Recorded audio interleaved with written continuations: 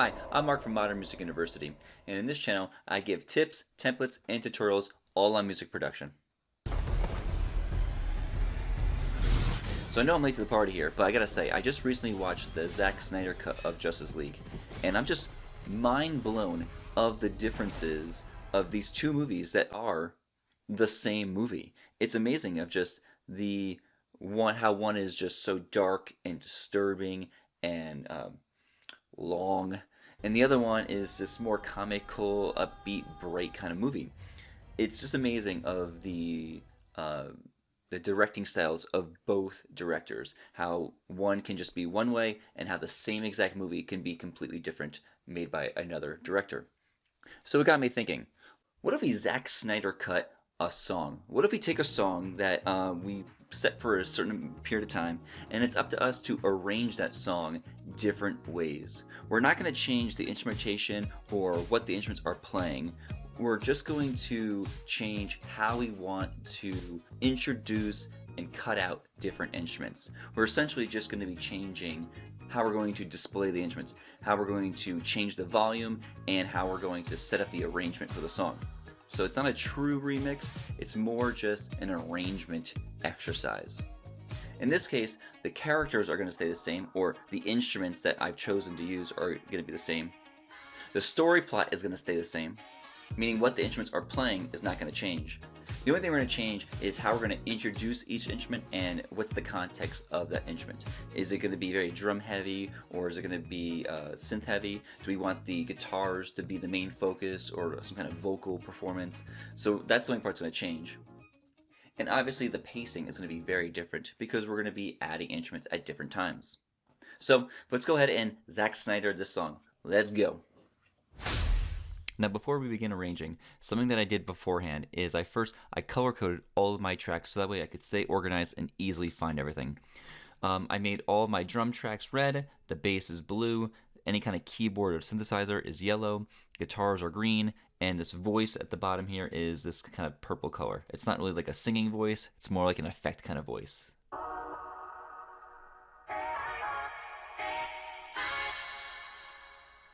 You get the idea. So I think in my first arrangement, I want to treat this like a pop song where we have sort of an A, B section, or like a verse, chorus, with some kind of introduction and outro kind of style, like your standard kind of pop song.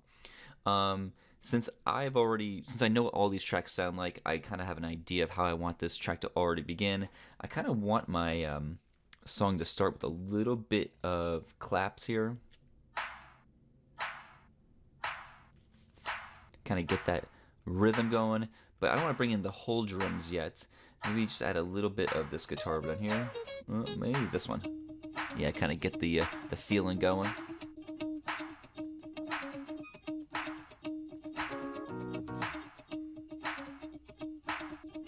So let's start that off. I have 32 measures to come up with a song. So maybe we'll do like a 2-bar introduction. So that means we're gonna leave it off at we're gonna start at number 3 here. Let's start building here.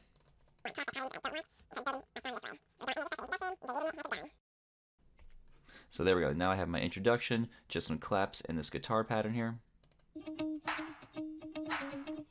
This is how we're going to build our song first. Perfect. Awesome. Alright, so right there's my verse portion saved up already. I'm going to hit save, so we got this saved here. Alright, now let's talk about the verse. So I got 32 measures total to work about a song. So I think if I do 8 measures total, I'm not going to have enough for a verse, chorus. So let's just do 4 measures each. I don't want my drums to come in right away. The drums are kind of heavy, so I think I'm going to save that for the chorus. Keep the chorus more heavy. Let's keep the verse still light and kind of skippy, jumpy.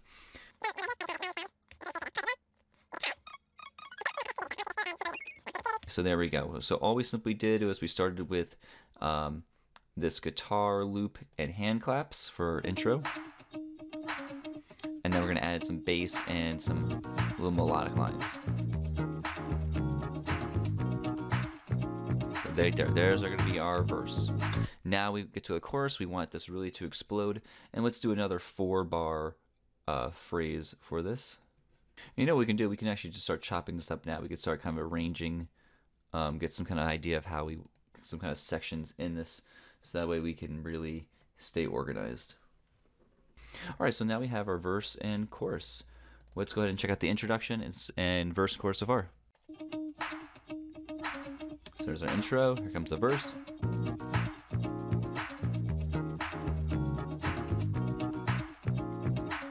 All right, here comes our chorus.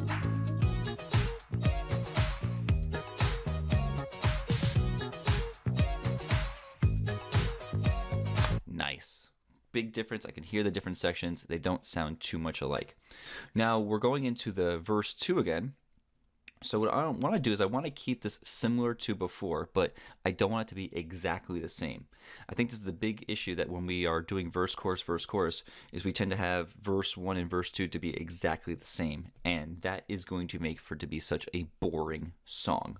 Do not make them exactly the same. Don't make them identical. We already heard it, so let's add some more sounds.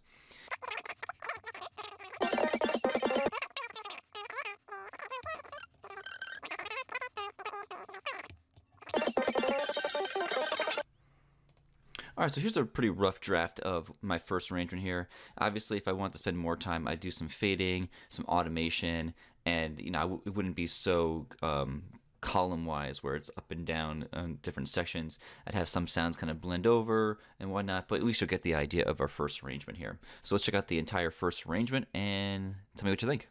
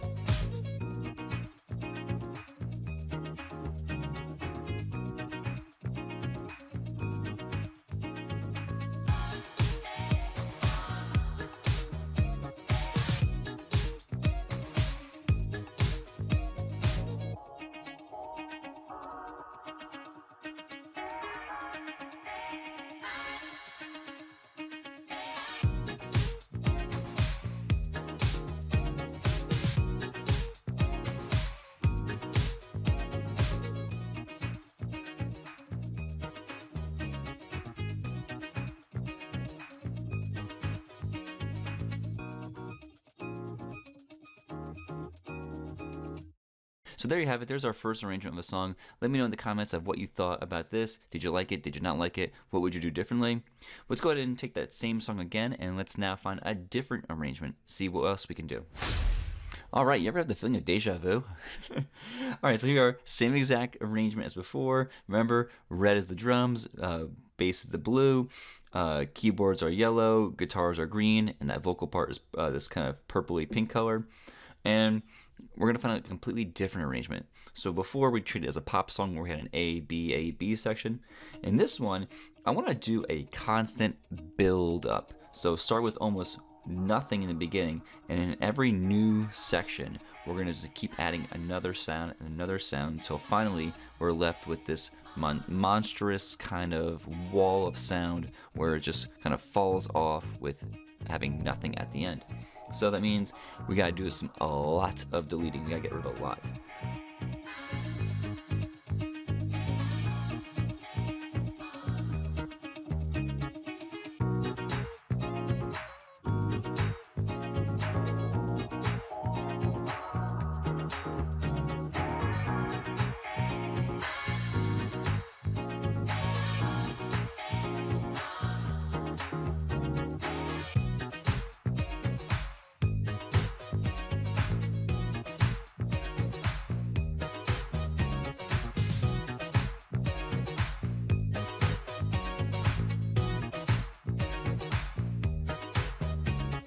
Since this song had kind of less variations to it and more just of a build, I did want to add a little bit more complexity with the volume. So I did do some automation, as you saw, just to kind of make the transitions a little bit more smoother.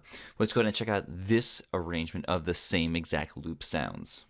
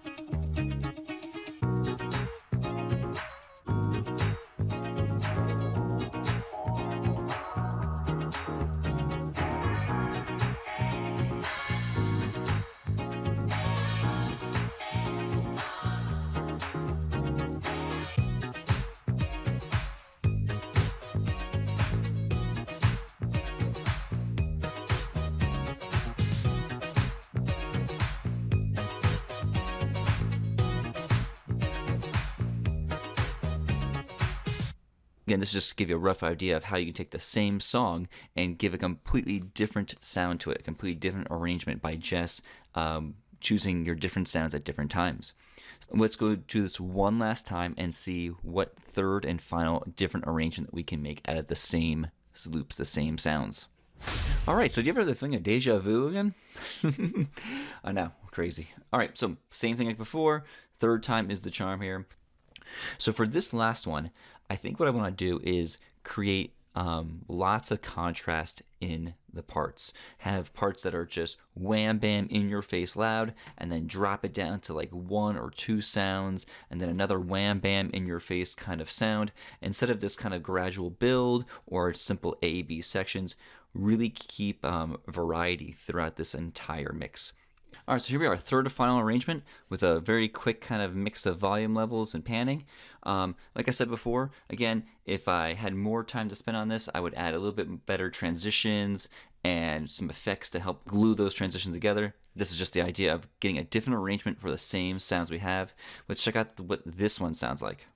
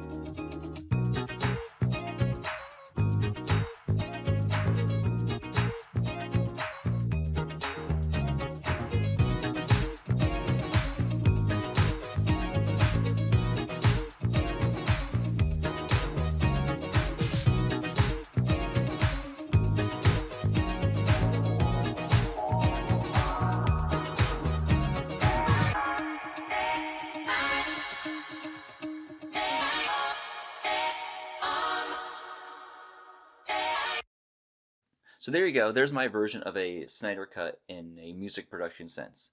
Go ahead and try this out. Try to create a song and then come up with different arrangements of that song. I find that it's unlocking more musical ideas, and I don't get so locked into what I think it's supposed to sound like. In fact, if you want, you can actually download this lesson in my BandLab for Educators class. All you have to do is go to BandLab for Education website, I'll put the link down below, and then enter my classroom code. And then not only will you get this lesson, but you also get dozens of other lessons that I've added over the course of the last few weeks. Feel free to copy this, use this, steal this, however you want to use it. Please take it and use it to help you and your students out. Alright, thank you so much for watching, and I'll see you in the next video.